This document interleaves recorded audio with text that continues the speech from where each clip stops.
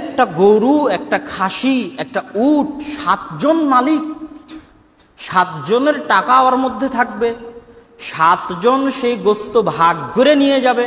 ইমাম মালিকের মতে বাতালাতিল উযহিয়া, এই উযহিয়াই বাতিল, এই কুরবানি বাতিল।